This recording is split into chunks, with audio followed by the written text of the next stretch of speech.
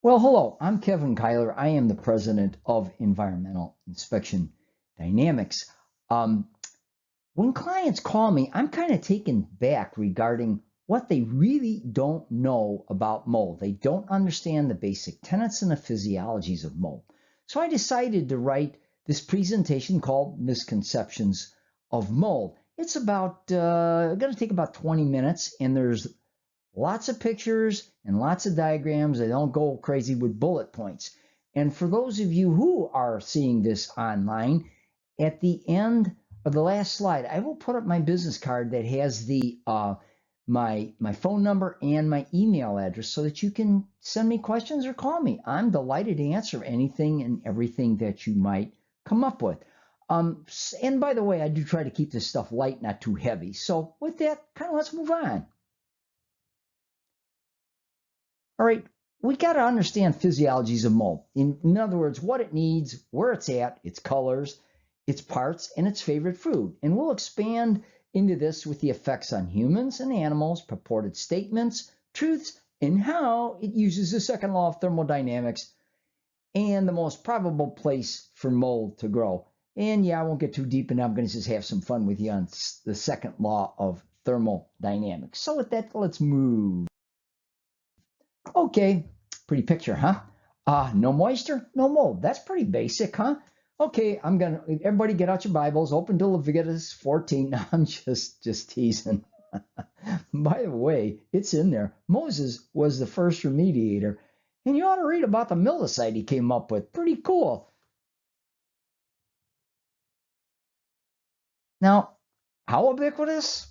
Yes, it's even up there. And by the way, all that space junk that they sent up there and lost, gee, you don't think perhaps there's a mold spore on there? Yeah, it is everywhere. Okay, Kev, where are you going with this? Out of our world? Well, maybe when Matt Damon does Martian 2, he'll bring back mold from Mars on his potatoes. Colors? Yes. As you can see, um, this is a picture of mold growth on the wall. No, that's not the newest faux finish. It's just trying to show you that mold can come in a lot of colors, from white to black. Okay, in this particular slide, we're going to go over the parts of mold. There are more than just one part. Most people understand spores. Yes, yes, yes. So let me go down to 1, 2, 3, 4 and explain stuff. So first, um, the moist food source. The spore lands on a moist surface, and then the enzymes use the surface moisture to dissolve the food. There, the mold germinates, producing filaments called hyphae. Hyphae are kind of like the roots, okay? And more on that in just a bit. Hyphae extend in both reach and area of the absorptive surface, and then the fungal metabolism generates more surface moisture to accelerate the growth. Hyphae grow thickly and quickly, by the way, digging into the surface and forming a protective mat or mycelium. That keeps the surface moist and even when the surrounding air is dry. In other words, the mycelium is like a coat. Mold wears a coat to protect itself. Okay, and then on the bottom here, the mold grows what's called conidia. Conidia is like the flower, and from that flower bursts the spores. Okay, so now you're learning some parts of mold that perhaps you've not heard of before. We're on at hyphae. It grows so deep that literally, if it's on, say, wood, you literally need to extirpate it, rip it out by the roots. If you don't, and you just try to paint over it, would you believe that mold will grow right back? Yeah, that's the truth. Okay, we know that that mold needs a food called cellulose or carbon. So let's get in and explain that.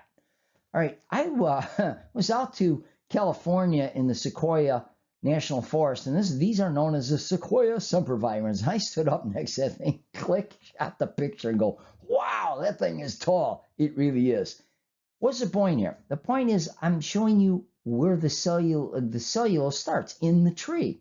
The next, they take that tree, they cut it down, they break it into board lumber. You know, you got 2x4s, 2x6s, 2x12s, and so on. From there, they peel it and they create the surfaces of plywood. Now, there's a bunch of pieces and particles, okay? These are known as particle board or OSB. Now, one fact is how they put that OSB together. They use urea formaldehyde. Do you wonder where the urea comes from? The back end of a cow. What I'm trying to tell you is now you know when that stuff gets wet, why it stinks so bad. That's the truth. Now, they don't waste anything. They take that powder and they mix up this amalgam and they make masonite. We're still going down. Next from there, they make cardboard. Now, in this particular one, we have an expression in this business that you might laugh. We go, old mole with no teeth can eat paper. That's the truth. You have to understand how it works from the tree all the way down. Okay, what's with this, Kev? What mold growing on the inside of a glass window? How can that be? Well, you get a little dirt on the window called carbon, okay? And then all those little spots of moisture, and it goes, okay, mold says, time to grow. There's some things you need to understand about that. It's very interesting. We're carbon forms, by the way. Now, don't get all excited. You know, you've heard the old expression, dust to dust. Yeah, okay. I got to get off my pulpit here. But there's something very important. Most people say, oh my gosh, you mean that stuff between my toes is mold? No. That is fungus or fungi, okay? And mold has to follow one important cardinal rule, and that is the surface that it grows on must be dead first. Okay, don't get yourself too excited. Okay, next up, mold's effects on humans. And by the way, it affects animals, you know, cats and dogs. First up, it says depends on one's health, pathogenic respiratory system nosocomial. A few big words. We'll get to the nosocomial in just a bit, but pathogenic simply means its ability to cause an infection. Then at the bottom, immunocompromised population. Boy, have we heard a lot about that lately with COVID and all its variants. So from there, we'll move on with even more. Depends on one's health, and that's very much the point. So it affects the immunocompromised, as said, people with chemotherapy, cancer, diabetes, HIV, AIDS, SIRS, which stands for chronic inflammatory response syndrome. 24% of the world's population are disposed to that. It's the C4A genome that they have, which won't allow their body to get rid of toxins like other normal people can have. That's very important to know that. And of course, in a transplant population. Here's that nosocomial. What does that mean? Well, that's a Greek word. Noso means harm. Comial means care. So you go, gee, Kev, what's with that? You go into a hospital and they harm you by giving you care? Yep, you can get a nosocomial infection in a hospital. Any mesophilic mold can become a pathogen with the immune challenge. And another big word, I'll get to that in just in just a bit. Okay, can also occur subcutaneous. In other words, under your skin. If you get a cut in your skin, it can cause what's called a necrosis, meaning rotting of the skin. Here it comes, pathogenically, wind up in the pitch. Mold can throw a real mean fastball at you. So folks, please stay healthy. Okay, I love this one. Purported statements. First, we're going to do the news media in black, toxic mold, and something about old homes, new homes. So let's move on with that. All right. Let's see if you can remember this line from the song. The bubble-headed bleach blonde that comes on at 5 can tell you about black toxic mold with a gleam in her eye. Sorry, Don Henley and the Eagles. I kind of fractured that a little bit, but there's a reason for that. Okay, no, no, no, no, no, no. Come on, time out here, people. I'm sorry, but I don't agree with what the written side and the video side of the news media tries to tell you about mold, because they think all mold is black, therefore it's toxic. No, no, no. So it's got some requirements, believe it or not. So let's go over these. Doesn't compete well with other molds. It tends to be hermetic. It comes in and bees the boss and says, the rest of you guys out of here. I'm going to destroy everything. Yep, kind of is that way. Now this is important. Kind of let this sink in. Burnish it on your brain, okay? Needs excessive amounts of moisture. In wood, for instance, it needs it at plus 30% EMC. EMC stands for equilibrium moisture content. What that means is it's the weight of water in wood. So, in other words, anything past, say, 15% EMC on a moisture meter scale, which that happens to be in a top scale, is the threshold at which there's enough weight of water in a wood to support microbial or mold growth. Now, the other one, 65% relative humidity.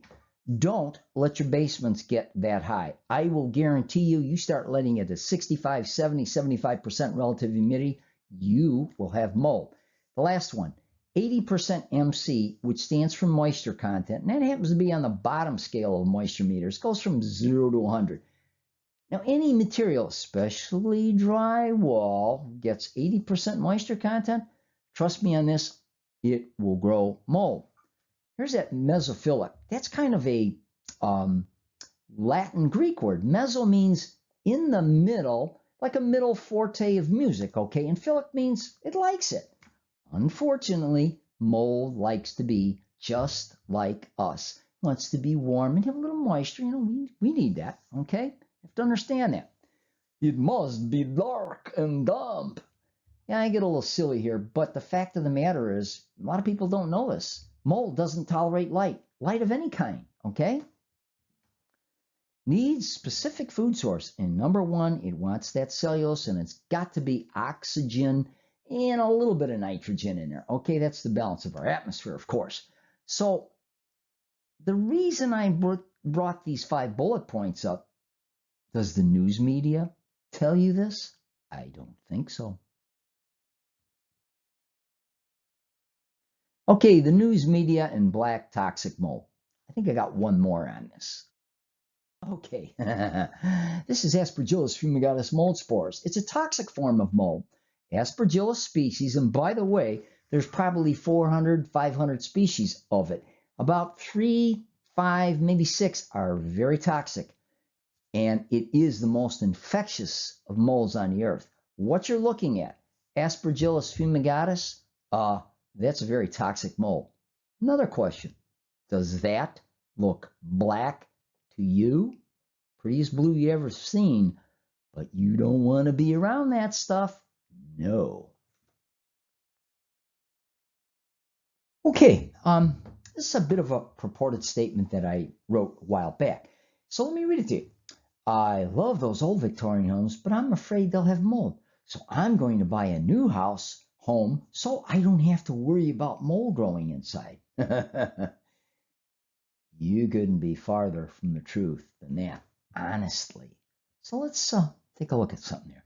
Wow, now that's a beautiful, grand old painted lady. And by the way, I borrowed that from townandcountryliving.com. That house is in Aurora, by the way, if you didn't know that. These old homes were elegant. They were built at those times without insulation in the walls. And what I'm getting at is walls need to breathe either to the outside or to the inside, but at least in one direction. They didn't insulate those homes. Window leaked or roof leaked a little bit or whatever. The walls get wet. So what? They dry it out 28, 48, 60 hours. Mold's not going to grow because, again, there's no moisture. The problems started happening when they updated these homes and they decided to put in insulation. And that's where things got kind of messy. And yeah, by the way, there can be mold in the basements, and they actually didn't call them basements. Back then they called them cellars. So let's move on from this point. Now, oh, look at that. Nice blue matching color, huh? Not bad, Kev. What am I bringing that up for? Well, new homes are built real tight. In other words, great roofing on there. They've got excellent insulation inside that prevents heat loss and heat gain from the attic. The windows are even built tighter and the doors are great. And then they wrap these homes with what's called Tyvek. Tyvek is actually a Gore-Tex fabric, and it does breathe, but in essence, it's preventing a little bit of flow at times. And going down further, where the transition from all that framing goes onto the basement and the concrete foundation, that's even tight too.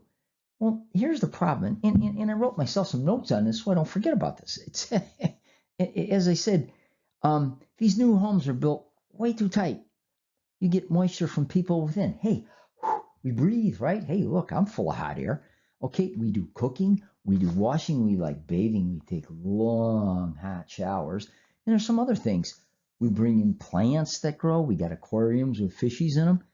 Over humidification because one of the children might be ill, so we put a humidifier, vaporizer in the room, and other things. You can go on and on and on. What begins to happen is you get all that moisture in there, and it can't go anyplace. You got a problem. For instance, let's say you move in this home, it's 3 years old, get your suitcases in the closet, decide to go on a 2-week vacation. You go in there, pull one of the suitcases from the wall, and you go, oh my gosh, there's mold growth in here. Yep.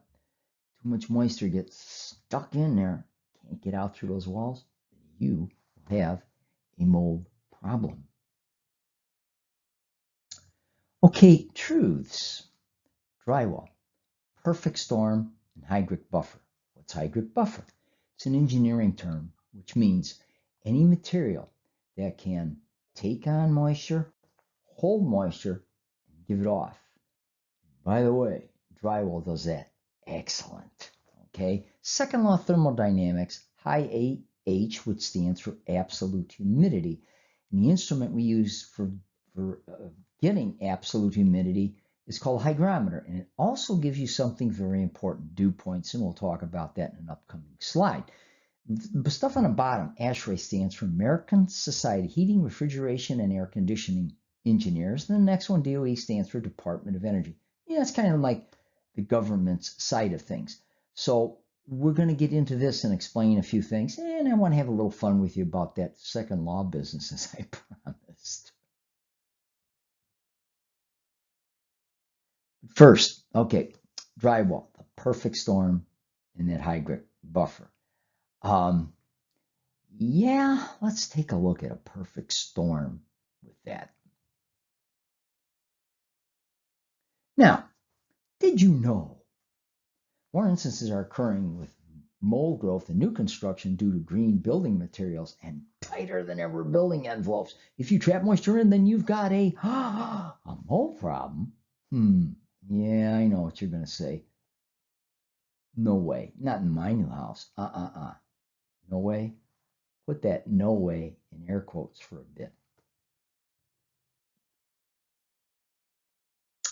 Take a look. How about that for new? These are townhomes. Let me explain a few things here. Okay. Yeah, active colonies of mold growth. And that's under a stairway at the firewall. These units, these townhomes, commercial units, have to build what's called firewalls between each unit. And in this particular case, they built a firewall out of 2 pieces of 5/8 drywall. And what you're seeing there where that arrow goes are those pieces are back to back on each side of the wall. Okay, so let's kind of spin around and go to the other side of this wall. Okay, so here be the other side of that there wall. As these arrows load in, pay attention to the one on the bottom. Look at that. When mold grows like this, most likely it is a toxic strain or form of mold, and very much so. So what happened here is the contractor builder called us in to take care of this because he said, we think we have a mold problem. We go, you think? And we said, well, you really can't get rid of that. Not from drywall. You really literally have to take that all out. And he goes, we can't take that out. That's the structural part of this building. It's in between each unit. And I'm saying to myself, where was the architect, the engineer, the builder and even the township building inspector on this. It never rains in northern Illinois. Come on. That is very moisture sensitive material. Drywall, paper, gets wet, it's going to grow mold on there. So we told him that, and he says, well, do your best. Well, we wound up getting as much off on what you can see. We told him, there's no way that you can get that out from between those two pieces of drywall. So here's the point. They finished this, finished both sides of the walls, insulated, did that, people moved in. What do you think's happening to those people who moved in? Think about that. Okay, I told you I'm going to have a little fun.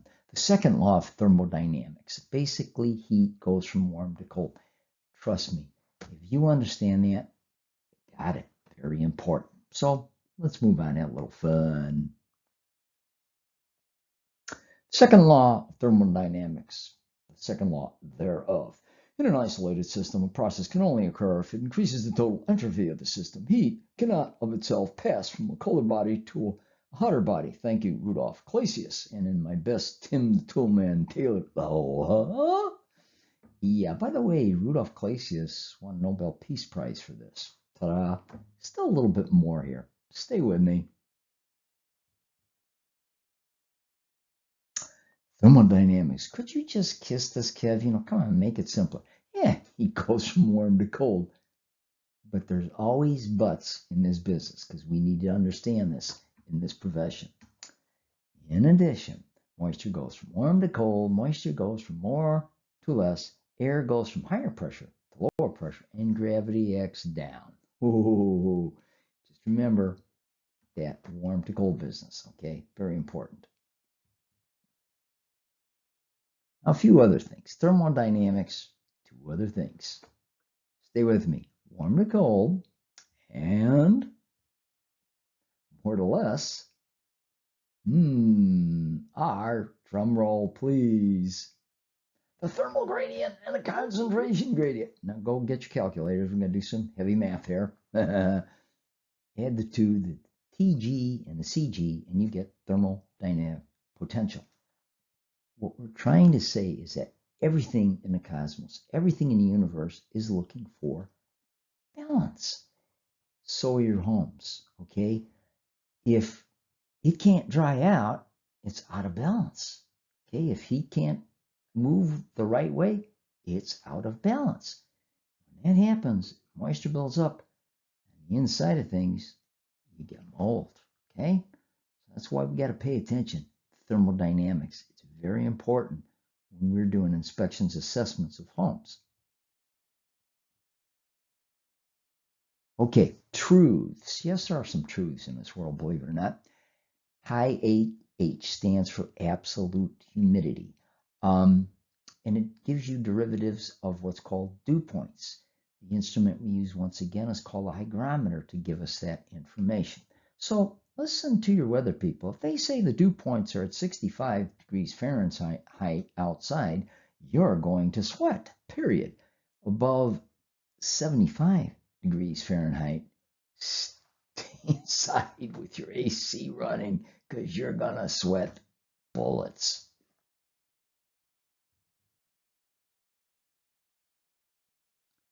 Okay, bring this picture in and let me do a little explaining. First off, this house was a rural house, nice 4,500 square foot house. This was in the basement, and these rural places have well and septic systems. As you can see, the green thing is the well tank. This basement was done to the nines. It was just beautiful, okay? So I took this picture because I said this is a good teaching moment. There in that orange instrument, now look at your pointer out here, Kev. Come on. Ooh, technology. It's in the AH mode and it says 60 degrees Fahrenheit. Now this doodad over here is called a radiometric temperature gun. And I did some scanning and look it's at 58 degrees. So I know you can read, but I'll explain it. Any surface that's at or below the dew point will condensate, coalesce, just like this well tank is. Now looky over here. What do we have growing over here on the drywall? I'm just teasing with you, but here's the point. I told the lady, I says, ma'am, this is what we can see. What about behind the walls in this basement? Areas you can't see. Her jaw went, yeah, trust me, this can happen if things like that go on. So pay attention to dew points. They get too high, you can have big problems in your basement. Let's move on. Okay, truths. ASHRAE stands for American Society of Refrigeration, Air and Air Conditioning, Heating, Refrigeration, and Air Conditioning Engineers Organization. Come on, Kev, get it right. DOE, Department of Energy. That's the government's side of that. Now, this is important. For more information, go visit ASHRAE. Go visit energy.gov. And please go take a look at my website, which you can see it's there. And you'll see it on the last slide on my business card, because I put a lot of videos up there to explain things and a lot of specimen copies of all the jobs. Not all the jobs, some of the jobs I've done, the more important ones. So let's move on from there. Okay, the most probable place for mold growth, basements. Why? They're deep, they're dark, and they're damp. All conducive conditions for mold to grow. We're going to go over proper finish outs in basements. And yes, I promise we're going to close. We get to the end. Come on, Kev. Basements, they come in semi, and full finished, as you saw. They come in deep, sub, daylight, and walkout. I like this. They come in semi-damp, damp, and boy, have I seen a lot of extra damp with a lot of problems. It's the most probable place in any structure for mold to grow. The most important factor to control is, what do you think? Humidity, very important. Mold is not going to grow in floods, in hurricanes, immediate pipe bursts, whatever. It's not going to grow. It needs to start drying out. And when the humidity starts going up, mold takes over. Okay, how to take care of your basement. All right, take a look at this. I know not every basement is perfectly squared like that. I understand it, but bear with me on this. I'm going to use my pointer again. Get yourself these box fans, put them about anywhere from 3, 4, 6 feet from the wall. Point them in all the same direction. Doesn't matter if it's clockwise or counterclockwise. Truly doesn't matter. Keep them on low, okay? And in the middle, put your dehumidifier. Now these ellipses of this blue cayenne color are what's called chasing the moisture in the basement. These fans are pulling that moisture off the wall, and then they go like this as they keep circling it. They go back to the dehumidifier, and that orange color arrow is the drying that's occurring in your basement. That works best because it's directing all that humidity to the dehumidifier. So in the close there, it says keep fans on low, leave the system run 24/7. In this climate, we are in climate zone 5, by the way. There's 7 climate zones if you want to know that. Start them in May, shut them off in October because your heat's going to run. You don't need them any more dehumidification at that point. Remember, folks, your AC system is a very limited dehumidifier. It needs some help, okay? Okay, I promised we are going to close. Proper finish outs in basements. Now, if your basement is finished out like this and you got this plastic on the wall, you're gonna have mold. Why? Well, let's face it. Other side of this wall is earth. How can the moisture go back? It can't. It's got to go this way into the basement. Well, if it hits this plastic, it gets trapped. And if that insulation is dirty with dirt, carbon, mold's going to be there. And what's mold's favorite food? Cellulose on those studs. You don't want to do this. You don't want, in this climate, don't put vapor barriers in it. The only place the vapor barrier should be is underneath that concrete, period. Okay, keep the pointer there, Kev. This stuff, this is, put it in, there you go. This is the proper way it should be done, but there's some other things you need to know. At any rate, every joint has to be taped. As you can see, that's the red. And this material is called closed cell polyiso. All right, you want closed cell, not open cell. And it's up tight against the wall, and it's got to be sealed down along the base, sealed at the top. And these areas, called rim joist pockets, need to have insulation in them as well and sealed. Now, the other very important thing is this particular part of the structure is called the sill. All right, that has to be walmanized, treated lumber. If not, you can get mold under it. Then you can fill this with whatever kind of insulation you want, put drywall in it or with paneling, whatever. Trust me, if you do it this way, you're not going to have a mold problem in your basement. But again, you still need to dehumidify that because it's deep, it's dark, and it can be damp. Okay? So getting very, very, very close to the end, I promise. Okay, let me read this. For further information on how moisture impacts structures, we suggest visiting that site, buildingsciences.com. And for more information before any exterior renovations or repairs are executed, please do take the time and contact that buildingsciences.com or Building Sciences Corporation and hit on that. It's in a PDF form that you can print out yourself or read through, whatever the case is. As I state, it is excellent information. So please go there, okay? Thank you, by the way. Yes, we are closing. Okay, here's my card on here so that you can, up at the top there, you can see there's my email. Please take time, folks, email me with questions, or there's my number. You can call me, and I'd be glad to give you as many answers as I can. And trust me, if I can't, I'll find somebody who will. Thank you.